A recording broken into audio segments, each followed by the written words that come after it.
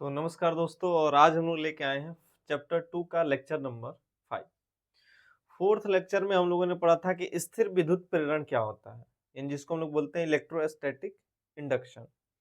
और दूसरा टॉपिक हम लोगों ने पढ़ा था कि डाई इलेक्ट्रिक मटेरियल क्या होता है, और उस डाई इलेक्ट्रिक मटेरियल का जो हम लोग बारे में उसके पढ़े थे उसका यूज आज के लेक्चर में होने वाला है। तो जो बच्चे डाई इलेक्ट्रिक मटेरियल क्या होता है अगर वो लेक्चर नहीं देखे हैं तो आप जरूर उसको समझिए जाके। बाकी आज हम लोग स्टार्ट करने वाले हैं संधारित्र, जिसको बोलते हैं कैपेसिटर। इसके पहले कैपेसिटेंस के बारे में हम लोगों ने पढ़ लिया था, जो कि था धारिता। धारिता क्या होता है, और आज हम लोग पढ़ेंगे संधारित्र क्या होता है। ठीक है, तो देखो, संधारित्र मतलब उसको इंग्लिश में बोलते हैं कैपेसिटर कैपेसिटर। लेकिन जो दैनिक जीवन में जो उसका यूज है उसको हम लोग बोलते हैं कंडेंसर। कंडेंसर दुकान पे जैसे आपके घर का पंखे का स्पीड अगर स्लो चल रहा हो तो हम लोग दुकानदार से जाके बोलते हैं कि हमको एक कंडेंसर चाहिए, और उस कंडेंसर को खरीद के लाकर पंखे में जैसे ही लगाते हैं तो उसकी धारिता जो होती है वो बढ़ जाती है। धारिता क्या होती है? बढ़ जाती है। देखो, धारिता अलग कंसेप्ट है। धारिता का मतलब होता है किसी चीज के स्टोर होने की क्षमता। ठीक है ना? और संधारित्र जो है वो अलग कंसेप्ट है। ये किसी भी चीज का अगर स्टोर कम है और उसको और स्टोर को बढ़ाना हो तो उसमें ले जाके कैपेसिटर जोड़ दीजिए। कैपेसिटर को हम लोग अलग अलग भागों में बांटते हैं। गोलीय संधारित्र भी होता है, समानांतर प्लेट संधारित्र भी होता है, और बेलनाकार संधारित्र भी होता है। तो पंखे में आप देखे होंगे जो संधारित्र लगा रहता है वो बेलनाकार संधारित्र होता है। इस प्रकार से समानांतर प्लेट भी संधारित्र होता है और गोलीय संधारित्र भी होता है। लेकिन हमारे इस एनसीईआरटी बुक में केवल समानांतर प्लेट संधारित्र की बात की है, तो हम लोग केवल समानांतर प्लेट ही संधारित्र पढ़ेंगे। तो अगर इसका परिभाषा बनाना हो कि भाई संधारित्र है क्या, कैसे इसको डिफाइन करेंगे, तो हम लिख सकते हैं कि संधारित्र एक ऐसी युक्ति है। संधारित्र एक ऐसी युक्ति है, ऐसी युक्ति है जिसकी सहायता से जिसकी सहायता से जिसकी सहायता से चालक पदार्थ के चालक पदार्थ के आकार आकार एवं आकृति में आकार एवं आकृति में बिना परिवर्तन किए उसकी धारिता को बढ़ा सकते हैं। उसकी धारिता को बढ़ा सकते हैं। तो ये हमारा डेफिनेशन हो गया। मतलब किसी चालक पदार्थ की धारिता को बढ़ाना हो, जैसे हम पंखे पर एग्जांपल दिए, कोई भी इलेक्ट्रिक मशीन है उसको स्टार्ट होने में जितनी करंट की आवश्यकता होती है उतने करंट अगर नहीं मिल पाए, समझ रहे हो ना, तो वो स्लो काम करने लगता है। तो स्टार्टिंग में उसको अधिक करंट चाहिए, फिर जब वो अपना फ्लो बना लेगा तब उसको धीरे धीरे भी अगर करंट मिलता रहे तो वो क्या होगा, अपना काम करते रहेगा। अगर पंखा है तो पंखा चलते रहेगा। लेकिन स्टार्टिंग में उसको करने की आवश्यकता ज्यादा पड़ेगी, जिस ज्यादा करंट की आवश्यकता को पूरा करने के लिए हम लोग संधारित्र का उसमें यूज करते हैं कि उसकी क्षमता क्या हो जाए, बढ़ जाए। तो क्षमता को बढ़ाने के लिए पंखे के साइज को हम बढ़ा रहे हैं? नहीं। पंखे के साइज को घटा रहे हैं? नहीं। बिना उस चालक पदार्थ की आकृति में बिना परिवर्तन किए हम उसकी धारिता को क्या किए, बढ़ा दिए। क्या यूज करके? संधारित्र का यूज करके। इसलिए इसमें लिखा गया है कि संधारित्र एक ऐसी युक्ति है जिसकी सहायता से चालक पदार्थ के आकार एवं आकृति में बिना परिवर्तन किए हम उसकी धारिता को क्या करते हैं, बढ़ा देते हैं। तो परिभाषा नोट कर लीजिए, फिर आगे समझते हैं हम लोग। चलिए, तो यहाँ पे अगर संधारित्र को देखें तो संधारित्र हम लोग तीन भागों में बांटेंगे। पहला होगा हमारा गोलीय संधारित्र, गोलीय संधारित्र। दूसरा होगा हम लोगों का समानांतर प्लेट संधारित्र, समांतर प्लेट संधारित्र। और तीसरा होगा हम लोगों का बेलनाकार संधारित्र, बेलनाकार संधारित्र।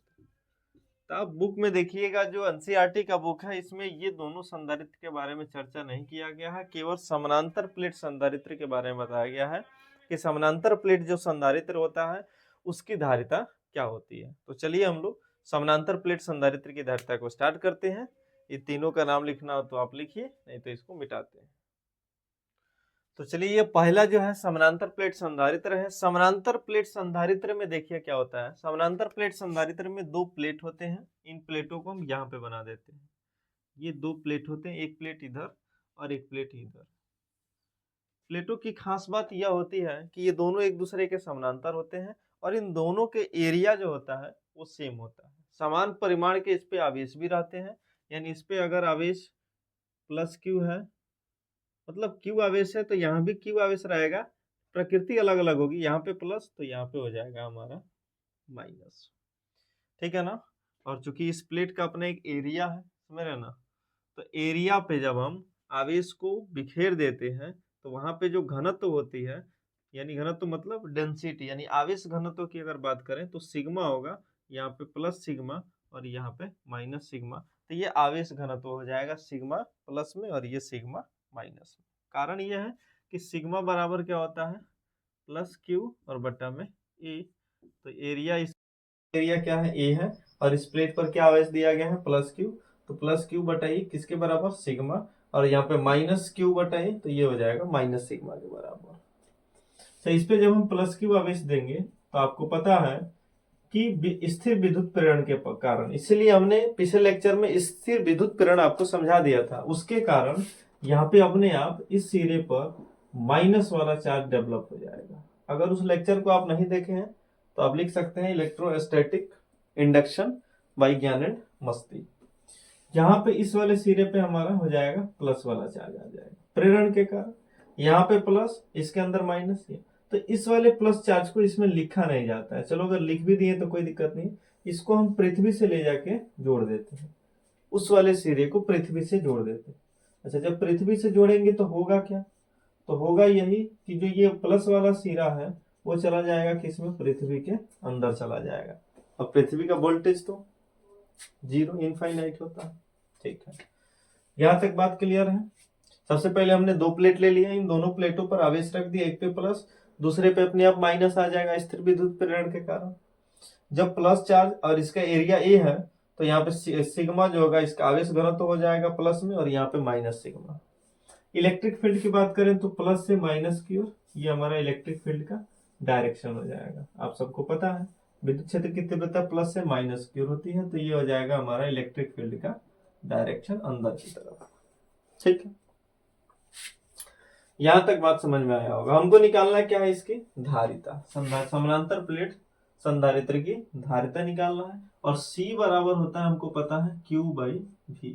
C बराबर होता है Q बाई V, ये फॉर्मूला आपको पता है धारिता के फॉर्मूला से, C बराबर Q बाई V।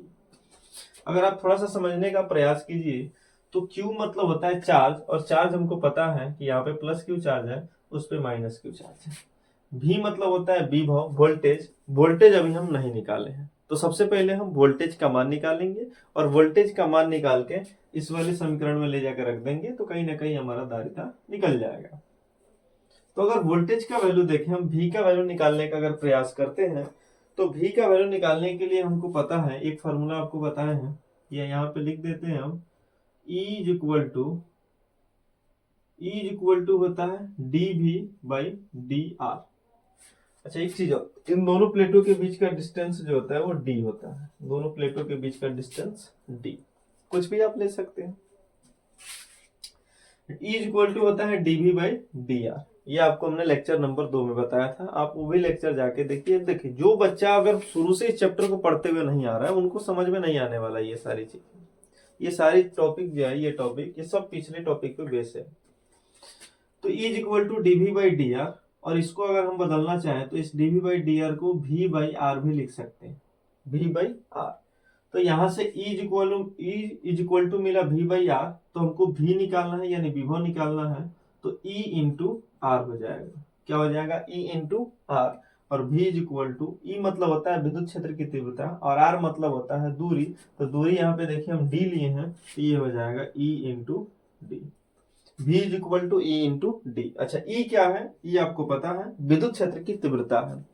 अब एक इनफाइनाइट प्लेट के लिए विद्युत क्षेत्र की तीव्रता हमने आपको पहले चैप्टर में बताया था, जो किसके बराबर होता है, तो वो होता है सिग्मा बाई एप्सिलॉन नॉट के बराबर होता है, सिग्मा बाई एप्सिलॉन नॉट, यानी ई का value sigma by epsilon not into में डी। सिग्मा आपको पता है, सिग्मा ये है, आवेश घनत्व को यहाँ पे सिग्मा कहा गया है। तो बताइए भी का वैल्यू भी हम निकाल लिए, भी का वैल्यू यहाँ पे निकल गया सिग्मा बाई एप्सिलॉन नॉट और इनटू में डी। हमको पता है कि अगर इस भी का वैल्यू ले जाते हैं हम, इसको बना देते हैं समीकरण 1। तो यहाँ पे अगर हम लिखें कि समीकरण 1 से, तो हमको पता है समीकरण 1 सी बराबर क्यू का तो क्यू रहेगा और भी के जगह पे हमारा क्या आ जाएगा, भी के जगह पे आएगा सिग्मा बटा एप्सिलॉन नॉट और इनटू में डी। जब इसको पलट देंगे तो सी बराबर हमारा निकल जाएगा सिग्मा, एप्सिलॉन नॉट कहाँ चला जाएगा, ऊपर चला जाएगा। अच्छा क्यू भी ऊपर ही है, ये है सिग्मा। और आपको बताए थे हम सिग्मा का वैल्यू किसके बराबर होता है, क्यू बटा ए के, इसलिए इस सिग्मा के जगह पे लिख लेंगे क्यू बटा ए और इनटू में हमारा डी है तो डी लिख लेंगे। और आप देख रहे हैं यहाँ पे क्यू है तो क्यू से क्यू कट जाएगा तो सी, अच्छा ए पलट के ऊपर चला जाएगा तो ए इंटू एप्सिलॉन नॉट बटा में डी, ये हमारा निकल जाएगा संधारित्र की धारिता, यानी समानांतर प्लेट संधारित्र की धारिता। नोट कीजिए इसको।